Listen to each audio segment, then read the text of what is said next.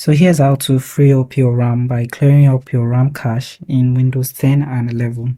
So first thing, we need to open the Task Manager. Right click on the taskbar and click on Task Manager.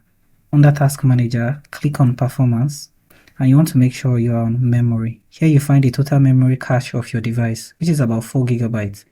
Now to clear this is quite easy. What you want to do is come to this website by Microsoft. I'm going to leave the link in the description, and download RAMMap. Simply click on download and download the application.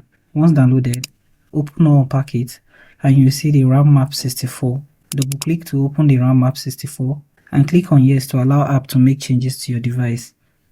Accept the terms and conditions, and this will open the RAMMap. You also see information about your standby cache in this section. To empty your cache, click on empty and then click on empty standby list.